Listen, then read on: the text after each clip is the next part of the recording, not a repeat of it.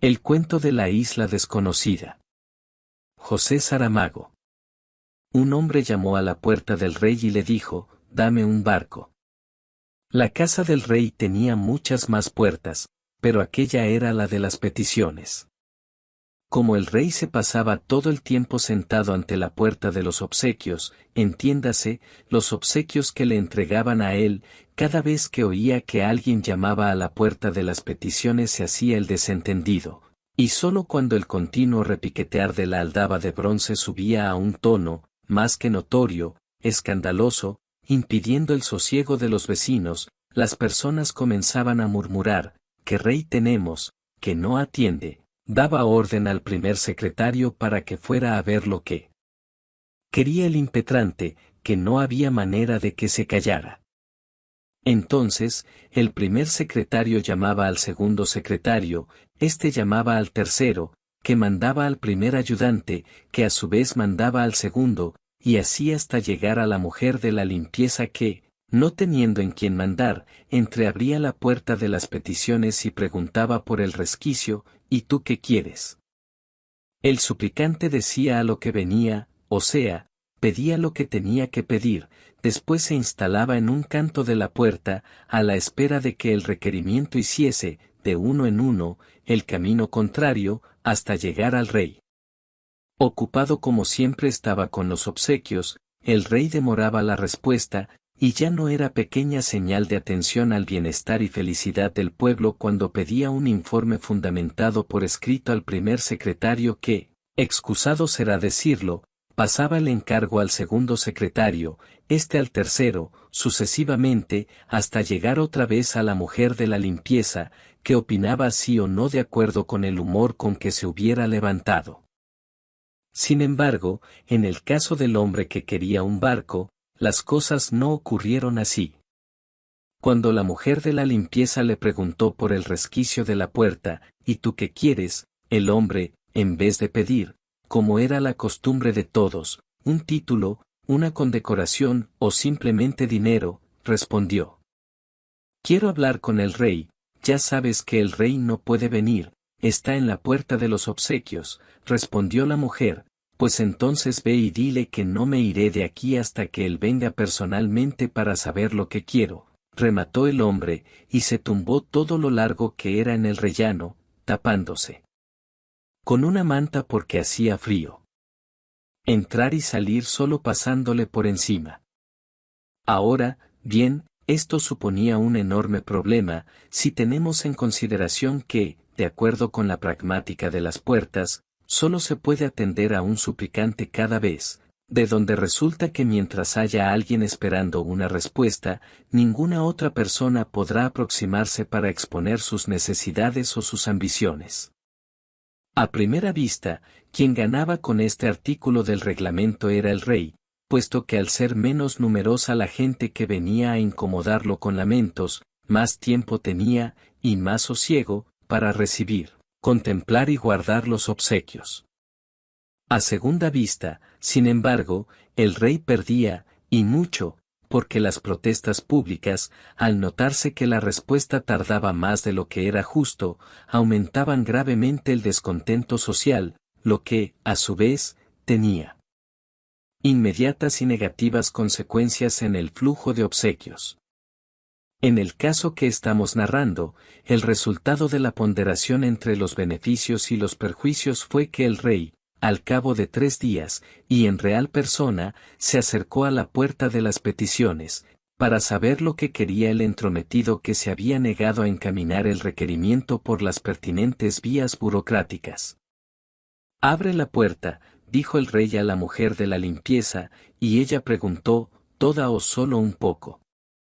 El rey dudó durante un instante, verdaderamente no le gustaba mucho exponerse a los aires de la calle, pero después reflexionó que parecería mal, aparte de ser indigno de su majestad, hablar con un súbdito a través de una rendija, como si le tuviese miedo, sobre todo asistiendo al coloquio la mujer de la limpieza, que luego iría por ahí diciendo Dios sabe qué, de par en par, ordenó. El hombre que quería un barco se levantó del suelo cuando comenzó a oír los ruidos de los cerrojos, enrolló la manta y se puso a esperar. Estas señales de que finalmente alguien atendería y que por tanto el lugar pronto quedaría desocupado, hicieron aproximarse a la puerta a unos cuantos aspirantes a la liberalidad del trono que andaban por allí, prontos para asaltar el puesto apenas quedase vacío. La inopinada aparición del rey, nunca una tal cosa había sucedido desde que usaba corona. En la cabeza, causó una sorpresa desmedida, no solo a los dichos candidatos, sino también entre la vecindad que, atraída por el alborozo repentino, se asomó a las ventanas de las casas, en el otro lado de la calle. La única persona que no se sorprendió fue el hombre que vino a pedir un barco. Calculaba él, y acertó en la previsión, que el rey, aunque tardase 3 días, acabaría sintiendo la curiosidad de ver la cara de quien, nada más y nada menos, con notable atrevimiento, lo había mandado llamar. Dividido entre la curiosidad irreprimible y el desagrado de ver tantas personas juntas, el rey, con el peor de los modos, preguntó 3 preguntas seguidas: ¿tú qué quieres? ¿Por qué no dijiste lo que querías? ¿Te crees que no tengo nada más que hacer? Pero el hombre solo respondió a la primera pregunta: dame un barco, dijo. El asombro dejó al rey hasta tal punto desconcertado que la mujer de la limpieza se vio obligada a acercarle una silla de Enea, la misma en que ella se sentaba cuando necesitaba trabajar con el hilo y la aguja, pues, además de la limpieza, tenía también la responsabilidad de algunas tareas menores de costura en el palacio, como zurcir las medias de los pajes. Mal sentado, porque la silla de Enea era mucho más baja que el trono, el rey buscaba la mejor manera de acomodar las piernas, ora encogiéndolas, ora extendiéndolas para los lados, mientras el hombre que quería un barco esperaba con paciencia la pregunta que seguiría: ¿y tú para qué quieres un barco, si puede saberse? Fue lo que el rey preguntó cuando finalmente se dio por instalado con sufrible comodidad en la silla de la mujer de la limpieza. Para buscar la isla desconocida, respondió él. Hombre. ¿Qué isla desconocida?, preguntó el rey, disimulando la risa, como si tuviese enfrente a un loco de atar, de los que tienen manías de navegaciones, a quien no sería bueno contrariar así de entrada. La isla desconocida, repitió el hombre. Hombre, ya no hay islas desconocidas. ¿Quién te ha dicho, rey, que ya no hay islas desconocidas? Están todas en los mapas están solo las islas conocidas. ¿Y qué isla desconocida es esa que tú buscas? Si te lo pudiese decir, entonces no sería desconocida. ¿A quién has oído hablar de ella?, preguntó el rey, ahora más serio. A nadie. En ese caso, ¿por qué te empeñas en decir que ella existe, simplemente porque es imposible que no exista una isla desconocida? Y has venido aquí para pedirme un barco? Sí, vine aquí para pedirte un barco. ¿Y tú quién eres para que yo te lo dé? ¿Y tú quién eres para no dármelo? Soy el rey de este reino y los barcos del reino me pertenecen todos. Más les pertenecerás tú a ellos que ellos a ti. ¿Qué quieres decir?, preguntó el rey inquieto. Que tú sin ellos nada eres, y que ellos, sin ti, pueden navegar siempre, bajo mis órdenes, con mis pilotos y mis marineros. No te pido marineros ni piloto, solo te pido un barco, y esa isla desconocida, si la encuentras, será para mí. A ti, rey, solo te interesan las islas conocidas. También me interesan las desconocidas. Cuando dejan de serlo, tal vez esta no se deje conocer, entonces no te doy el barco, darás. Al oír esta palabra, pronunciada con tranquila firmeza, los aspirantes a la puerta de las peticiones, en quienes, minuto tras minuto, desde el principio de la conversación iba creciendo la impaciencia, más por librarse de él que por simpatía solidaria, resolvieron intervenir en favor del hombre que quería el barco, comenzando a gritar: «Dale el barco, dale el barco».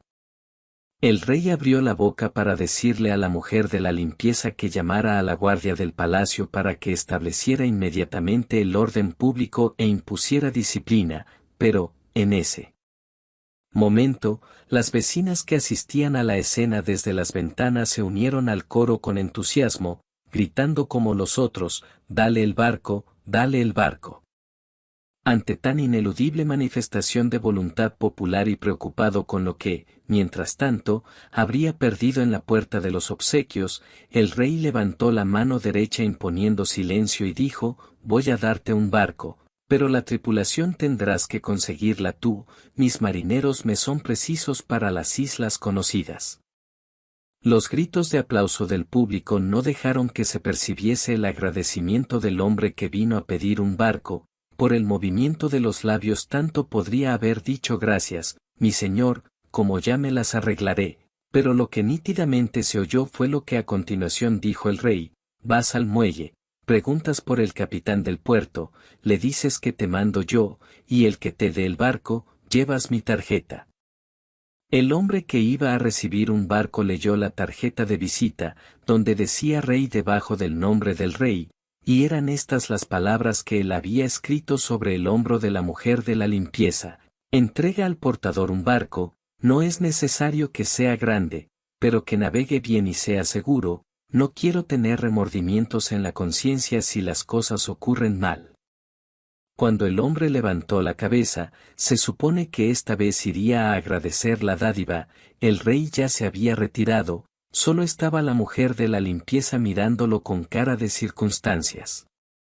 El hombre bajó del peldaño de la puerta, señal de que los otros candidatos podían avanzar por fin. Superfluo será explicar que la confusión fue indescriptible, todos queriendo llegar al sitio en primer lugar, pero con tan mala suerte que la puerta ya estaba cerrada otra vez. La aldaba de bronce volvió a llamar a la mujer de la limpieza, pero la mujer de la limpieza no está, dio la vuelta y salió con el cubo y la escoba por otra puerta, la de las decisiones, que apenas es usada, pero cuando lo es, lo es. Ahora sí, ahora se comprende el porqué de la cara de circunstancias con que la mujer de la limpieza estuvo mirando, ya que, en ese preciso momento, había tomado la decisión de seguir al hombre así que él se dirigiera al puerto para hacerse cargo del barco. Pensó que ya bastaba de una vida de limpiar y lavar palacios, que había llegado la hora de mudar de oficio, que lavar y limpiar barcos era su vocación verdadera, al menos en el mar el agua no le faltaría. No imagina el hombre que, sin haber comenzado a reclutar la tripulación, ya lleva detrás a la futura responsable de los baldeos y otras limpiezas. También es de este modo como el destino acostumbra a comportarse con nosotros, ya está pisándonos los talones, ya extendió la mano para tocarnos en el hombro, y nosotros todavía vamos murmurando, se acabó, no hay nada más que ver, todo es igual.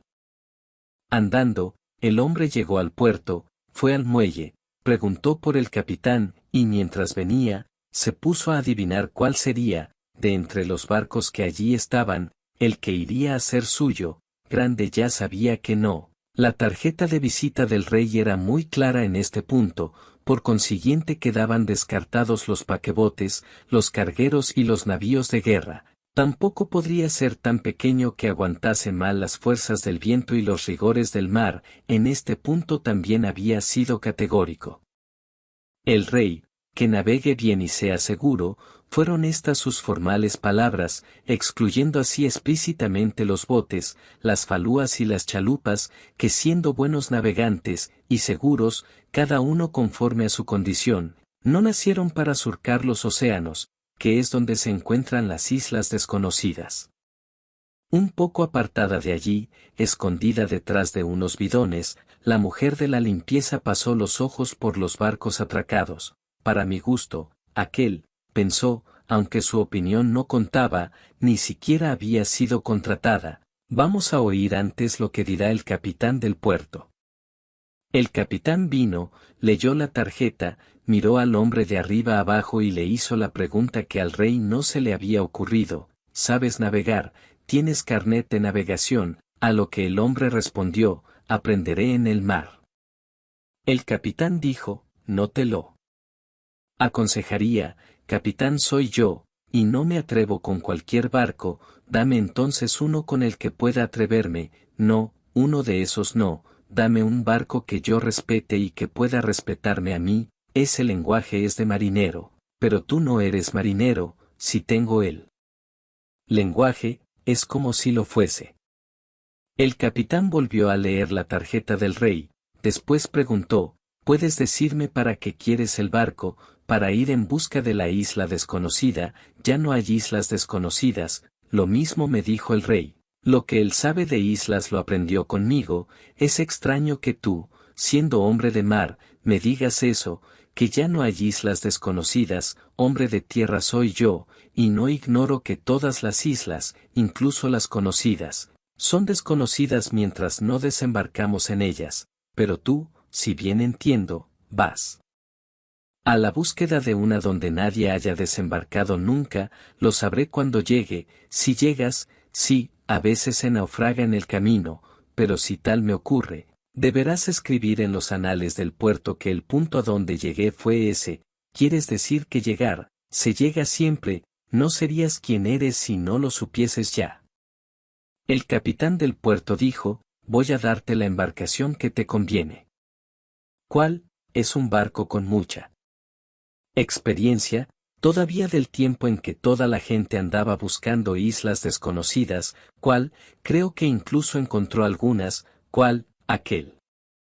Así que la mujer de la limpieza percibió para dónde apuntaba el capitán, salió corriendo de detrás de los bidones y gritó, es mi barco, hay que perdonarle la insólita reivindicación de propiedad. A todo título abusiva, el barco era aquel que le había gustado, simplemente.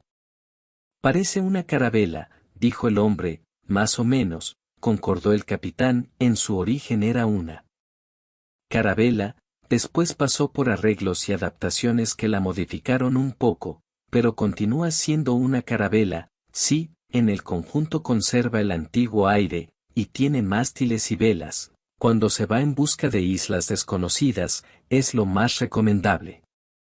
La mujer de la limpieza no se contuvo, para mí no quiero otro. ¿Quién eres tú?, preguntó el hombre. No te acuerdas de mí. No tengo idea. Soy la mujer de la limpieza. ¿Qué limpieza? La del palacio del rey. La que abría la puerta de las peticiones. No había otra. ¿Y por qué no estás en el palacio del rey, limpiando y abriendo puertas? Porque las puertas que yo quería ya fueron abiertas y porque de hoy en adelante solo limpiaré barcos. Entonces estás decidida a ir conmigo en busca de la isla desconocida. Salí del palacio por la puerta de las decisiones. Siendo así, ve para la carabela, mira cómo está aquello. Después del tiempo pasado debe precisar de un buen lavado, y ten cuidado con las gaviotas, que no son de fiar. ¿No quieres venir conmigo a conocer tu barco por dentro? Dijiste que era tuyo. Disculpa, fue solo porque me gustó. Gustar es probablemente la mejor manera de tener. Tener debe de ser la peor manera de gustar. El capitán del puerto interrumpió la conversación. Tengo que entregar las llaves al dueño del barco, a uno o a otro, resuélvanlo. A mí tanto me da. ¿Los barcos tienen llave?, preguntó el hombre. Para entrar, no, pero allí están las bodegas y los pañoles, y el camarote del comandante con el diario de a bordo. Ella que se encargue de todo. Yo voy a reclutar la tripulación, dijo el hombre, y se apartó. La mujer de la limpieza fue a la oficina del capitán para recoger las llaves. Después entró en el barco. Dos cosas le valieron, la escoba del palacio y el aviso contra las gaviotas. Todavía no había acabado de atravesar la pasarela que unía la amurada al atracadero y ya las malvadas se precipitaban sobre ella gritando, furiosas, con las fauces abiertas, como si la fueran a devorar allí mismo. No sabían con quién se enfrentaban. La mujer de la limpieza posó el cubo, se guardó las llaves en el seno, plantó bien los pies en la pasarela y, remolineando la escoba como si fuese un espadón de los buenos tiempos, consiguió poner en desbandada a la cuadrilla asesina. Solo cuando entró en el barco comprendió la ira de las gaviotas. Había nidos por todas partes, muchos de ellos abandonados, otros todavía con huevos, y unos pocos con gaviotillas de pico abierto, a la espera de comida. Pues sí, pero será mejor que se muden de aquí. un barco que va en busca de la isla desconocida no puede tener este aspecto, como si fuera un gallinero, dijo. Tiró al agua los nidos vacíos, los otros los dejó, luego veremos. Después se remangó las mangas y se puso a lavar la cubierta. Cuando acabó la dura tarea, abrió el pañol de las velas y procedió a un examen minucioso del estado de las costuras, tanto tiempo sin ir al mar y sin haber soportado los estirones saludables del viento. Las velas son los músculos del barco, basta ver cómo se hinchan cuando se esfuerzan, pero, y eso mismo le sucede a los músculos, si no se les da uso regularmente, se aflojan, se ablandan, pierden nervio. Y las costuras son los nervios de las velas, pensó la mujer de la limpieza, contenta por aprender tan deprisa el arte de la marinería. Encontró deshilachadas algunas bastillas, pero se conformó con señalarlas, dado que para este trabajo no le servían la aguja y el hilo con que surcía las medias de los pajes antiguamente, o sea, ayer. En cuanto a los otros pañoles, enseguida vio que estaban vacíos. Que el de la pólvora estuviese desabastecido, salvo un polvillo negro en el fondo, que al principio le parecieron cagaditas de ratón, no le importó nada, de hecho no está escrito en ninguna ley, por lo menos hasta donde la sabiduría de una mujer de la limpieza es capaz de alcanzar, que ir a por una isla desconocida tenga que ser forzosamente una empresa de guerra. Ya le enfadó, y mucho, la falta absoluta de municiones de boca en el pañol respectivo, no por ella, que estaba de sobra acostumbrada al mal rancho del palacio, sino por el hombre al que dieron este barco. No tarda que el sol se ponga, y él aparecerá por ahí clamando que tiene hambre, que es el dicho de todos los hombres apenas entran en casa, como si solo ellos tuviesen estómago y sufriesen de la necesidad de llenarlo, y si trae marineros para la tripulación, que son unos ogros comiendo, entonces no sé cómo nos vamos a gobernar, dijo la mujer de la limpieza. No merecía la pena preocuparse tanto. El sol acababa de sumirse en el océano cuando el hombre que tenía un barco surgió en el extremo del muelle. Traía un bulto en la mano, pero venía solo y cabizbajo. La mujer de la limpieza fue a esperarlo a la pasarela, antes de que abriera la boca para enterarse de cómo había transcurrido el resto del día. Él dijo, «Estate tranquila, traigo comida para los dos, ¿y los marineros?», preguntó ella. «Como puedes ver, no vino ninguno, pero los dejaste apalabrados, al menos», volvió a preguntar ella, «me dijeron que ya no hay islas desconocidas, y que, incluso habiéndolas, no iban a dejar el sosiego de sus lares y la buena vida de los barcos de línea para meterse en aventuras oceánicas, a la búsqueda de un imposible, como si todavía estuviéramos en el tiempo del mar tenebroso, y tú que les respondiste, que el mar es siempre tenebroso, y no les hablaste de la isla desconocida. ¿Cómo podría hablarles de una isla desconocida, si no la conozco? Pero tienes la certeza de que existe, tanta como de que el mar es tenebroso, en este momento, visto desde aquí, con las aguas color de jade y el cielo como un incendio. De tenebroso no le encuentro nada, es una ilusión tuya. También las islas a veces parece que fluctúan sobre las aguas y no es verdad.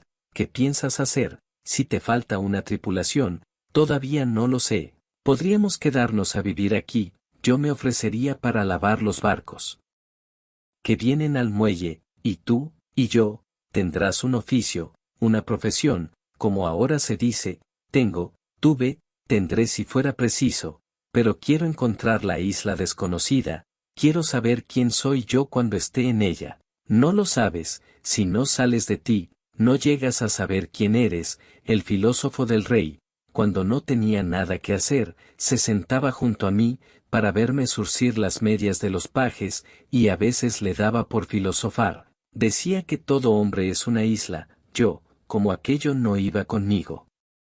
Visto que soy mujer, no le daba importancia. ¿Tú qué crees? Que es necesario salir de la isla para ver la isla, que no nos vemos si no nos salimos de nosotros, si no salimos de nosotros mismos, quieres decir, no es igual.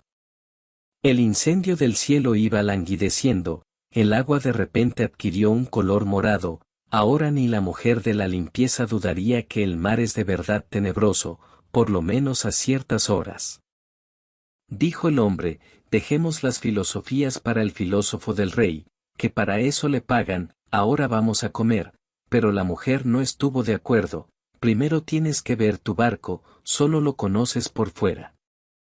¿Qué tal lo encontraste? Hay algunas costuras de las velas que necesitan refuerzo, bajaste a la bodega, encontraste agua abierta, en el fondo hay alguna, mezclada con el lastre, pero eso me parece que es lo apropiado, le hace bien al barco, como aprendiste esas cosas, así como tú, cuando dijiste al capitán del puerto que aprenderías a navegar en la mar, todavía no estamos en el mar, pero ya estamos en el agua. Siempre tuve la idea de que para la navegación solo hay dos maestros verdaderos, uno es el mar, el otro es el barco, y el cielo, te olvidas del cielo, sí, claro, el cielo, los vientos, las nubes, el cielo, sí, el cielo.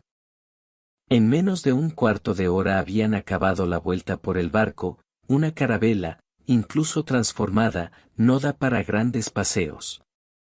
Es bonita, dijo el hombre, pero si no consigo tripulantes suficientes para la maniobra, tendré que ir a decirle al rey que ya no la quiero. Te desanimas a la primera contrariedad. La primera contrariedad fue esperar al rey 3 días, y no desistí. Si no encuentras marineros que quieran venir, ya nos las arreglaremos los dos. Estás loca. 2 personas solas no serían capaces de gobernar un barco de estos. Yo tendría que estar siempre al timón, y tú, ni vale la pena explicarlo, es una locura, después veremos, ahora vamos a cenar.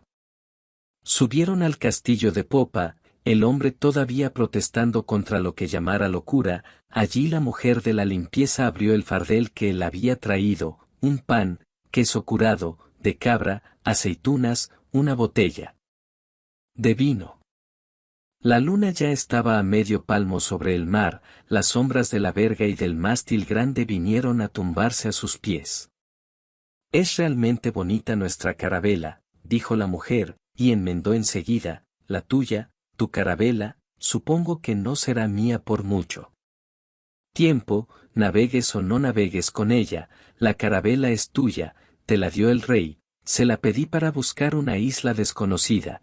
Pero estas cosas no se hacen de un momento para otro, necesitan su tiempo. Ya mi abuelo decía que quien va al mar se avía en tierra, y eso que él no era marinero, sin marineros no podremos navegar, eso ya lo has dicho, y hay que abastecer el barco de las 1000 cosas necesarias para un viaje como este, que no se sabe a dónde nos llevará, evidentemente, y después tendremos que esperar a que sea la estación apropiada, y salir con marea buena, y que venga gente al puerto a desearnos buen viaje. Te estás riendo de mí, nunca me reiría de quien me hizo salir por la puerta de las decisiones. Discúlpame, y no volveré a pasar por ella, suceda lo que suceda. La luz de la luna iluminaba la cara de la mujer de la limpieza. Es bonita, realmente es bonita, pensó el hombre, y esta vez no se refería a la carabela. La mujer, esa, no pensó nada, lo habría pensado todo durante aquellos 3 días, cuando entreabría de vez en cuando la puerta para ver si aquel aún continuaba fuera, a la espera. No sobró ni una miga de pan o de queso, ni una gota de vino, los huesos de las aceitunas fueron a parar al agua, el suelo está tan limpio como quedó cuando la mujer de la limpieza le pasó el último paño. La sirena de un paquebote que se hacía a la mar soltó un ronquido potente, como debieron de ser los de Leviatán, y la mujer dijo, cuando sea nuestra vez, haremos menos ruido. A pesar de que estaban en el interior del muelle, el agua se onduló un poco al paso del paquebote, y el hombre dijo, pero nos balancearemos mucho más. Se rieron los dos, después se callaron, pasado un rato uno de ellos opinó que lo mejor sería irse a dormir.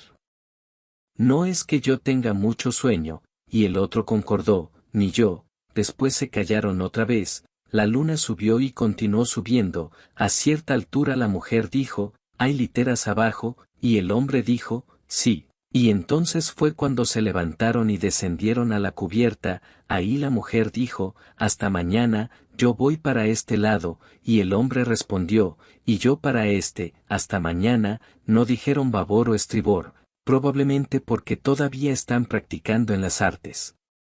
La mujer volvió atrás, me había olvidado, se sacó del bolsillo 2 cabos de velas, los encontré cuando limpiaba, pero no tengo cerillas. Yo tengo, dijo el hombre. Ella mantuvo las velas, una en cada mano. Él encendió un fósforo, después, abrigando la llama bajo la cúpula de los dedos curvados, la llevó con todo el cuidado a los viejos pabilos. La luz prendió, creció lentamente como la de la luna, bañó la cara de la mujer de la limpieza. No sería necesario decir que él pensó, es bonita, pero lo que ella pensó, sí, se ve que solo tiene ojos para la isla desconocida. He aquí cómo se equivocan las personas interpretando miradas, sobre todo al principio. Ella le entregó una vela, dijo, hasta mañana, duerme bien. Él quiso decir lo mismo, de otra manera, que tengas sueños felices. Fue la frase que le salió. Dentro de nada, cuando esté abajo, acostado en su litera, se le ocurrirán otras frases, más espiritosas, sobre todo más insinuantes, como se espera que sean las de un hombre cuando está a solas con una mujer. Se preguntaba si ella dormiría, si habría tardado en entrar en el sueño. Después imaginó que andaba buscándola y no la encontraba en ningún sitio, que estaban perdidos los dos en un barco enorme. El sueño es un prestidigitador hábil, muda las proporciones de las cosas y sus distancias, separa a las personas y ellas están juntas, las reúne, y casi no se ven una a otra. La mujer duerme a pocos metros y él no sabe cómo alcanzarla, con lo fácil que es ir de babor a estribor. Le había deseado buenos sueños, pero fue él quien se pasó toda la noche soñando. Soñó que su carabela navegaba por alta mar, con las 3 velas triangulares gloriosamente hinchadas, abriendo camino sobre las olas, mientras él manejaba la rueda del timón y la tripulación descansaba a la sombra. No entendía cómo estaban allí los marineros que en el puerto y en la ciudad se habían negado a embarcar con él para buscar la isla desconocida. Probablemente se arrepintieron de la grosera ironía con que lo trataron. Veía animales esparcidos por la cubierta, patos, conejos, gallinas, lo habitual de la crianza doméstica, comiscando los granos de millo o royendo las hojas de col que un marinero les echaba. No se acordaba de cuando los habían traído para el barco. Fuese como fuese, era natural que estuviesen allí. Imaginemos que la isla desconocida es, como tantas veces lo fue en el pasado, una isla desierta. Lo mejor será jugar sobre seguro. Todos sabemos que abrir la puerta de la conejera y agarrar un conejo por las orejas siempre es más fácil que perseguirlo por montes y valles. Del fondo de la bodega sube ahora un relincho de caballos, de mugidos de bueyes, de rebuznos de asnos, las voces de los nobles. Animales necesarios para el trabajo pesado, y como llegaron ellos, como pueden caber en una carabela donde la tripulación humana apenas tiene lugar, de súbito el viento dio una cabriola, la vela mayor se movió y ondeó. Detrás estaba lo que antes no se veía, un grupo de mujeres que incluso sin contarlas se adivinaba que eran tantas cuantos los marineros se ocupan de sus cosas de mujeres. Todavía no ha llegado el tiempo de ocuparse de otras. Está claro que esto solo puede ser un sueño. En la vida real nunca se ha viajado así. El hombre del timón buscó con los ojos a la mujer de la limpieza y no la vio. Tal vez esté en la litera de estribor, descansando de la limpieza de la cubierta, pensó, pero fue un pensar fingido, porque bien sabe, aunque tampoco sepa cómo lo sabe, que ella a última hora no quiso venir, que saltó para el embarcadero, diciendo desde allí, adiós, adiós, ya que solo tienes ojos para la isla desconocida, me voy. Y no era verdad, ahora mismo andan los ojos de él pretendiéndola y no la encuentran. En este momento se cubrió el cielo y comenzó a llover y, habiendo llovido, principiaron a brotar innumerables plantas de las filas de sacos de tierra alineados a lo largo de la amurada. No están allí porque se sospeche que no haya tierra bastante en la isla desconocida, sino porque así se ganará tiempo. El día que lleguemos solo tendremos que trasplantar los árboles frutales, sembrar los granos de las pequeñas cosechas que van madurando aquí, adornar los jardines con las flores que abrirán de estos capullos. El hombre del timón pregunta a los marineros que descansan en cubierta si avistan alguna isla desconocida, y ellos responden que no ven ni de unas ni de otras, pero que están pensando desembarcar en la primera tierra habitada que aparezca, siempre que haya un puerto donde fondear, una taberna donde beber y una cama donde folgar, que aquí no se puede, con toda esta gente junta. ¿Y la isla desconocida?, preguntó él. Hombre del timón, la isla desconocida es cosa inexistente, no pasa de una idea de tu cabeza. Los geógrafos del rey fueron a ver en los mapas y declararon que islas por conocer es cosa que se acabó hace mucho tiempo. Debíais haberos quedado en la ciudad, en lugar de venir a entorpecerme la navegación. Andábamos buscando un lugar mejor para vivir y decidimos aprovechar tu viaje. No sois marineros, nunca lo fuimos. Solo no seré capaz de gobernar el barco, haber pensado en eso antes de pedírselo al rey. El mar no enseña a navegar. Entonces el hombre del timón vio tierra a lo lejos y quiso pasar adelante, hacer cuenta de que ella era el reflejo de otra tierra, una imagen que hubiese venido del otro lado del mundo por el espacio, pero los hombres que nunca habían sido marineros protestaron. Dijeron que era allí mismo donde querían desembarcar. Esta es una isla del mapa, gritaron, te mataremos si no nos llevas. Entonces, por sí misma, la carabela viró la proa en dirección a tierra, entró en el puerto y se encostó a la muralla del embarcadero. Podéis iros, dijo el hombre del timón. Acto seguido salieron en orden. Primero las mujeres, después los hombres, pero no se fueron solos, se llevaron con ellos los patos, los conejos y las gallinas, se llevaron los bueyes, los asnos y los caballos, y hasta las gaviotas, una tras otra. Levantaron el vuelo y se fueron del barco, transportando en el pico a sus gaviotillas, proeza que no habían acometido nunca, pero siempre hay una primera vez. El hombre del timón contempló la desbandada en silencio, no hizo nada para retener a quienes lo abandonaban, al menos le habían dejado los árboles, los trigos y las flores, con las trepadoras que se enrollaban a los mástiles y pendían de la amurada como festones. Debido al atropello de la salida se habían roto y derramado los sacos de tierra, de modo que la cubierta era como un campo labrado y sembrado. Solo falta que caiga un poco más de lluvia para que sea un buen año agrícola. Desde que el viaje a la isla desconocida comenzó, no se ha visto comer al hombre del timón. Debe de ser porque está soñando, apenas soñando, y si en el sueño les apeteciese un trozo de pan o una manzana, sería un puro invento, nada más.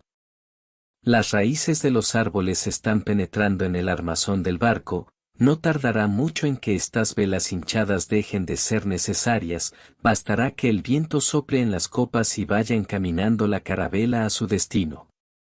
Es un bosque que navega y se balancea sobre las olas, un bosque en donde, sin saberse cómo, comenzaron a cantar pájaros, estarían escondidos por ahí y pronto decidieron salir a la luz, tal vez porque la cosecha ya esté madura y es la hora de la siega. Entonces el hombre fijó la rueda del timón y bajó al campo con la hoz en la mano, y, cuando había segado las primeras espigas, vio una sombra al lado de su sombra. Se despertó abrazado a la mujer de la limpieza, y ella a él, confundidos los cuerpos, confundidas las literas, que no se sabe si esta es la de babor o la de estribor. Después, apenas el sol acabó de nacer, el hombre y la mujer fueron a pintar en la proa del barco, de un lado y de otro, en blancas letras, el nombre que todavía le faltaba a la carabela. Hacia la hora del mediodía, con la marea, la isla desconocida se hizo por fin a la mar, a la búsqueda de sí misma.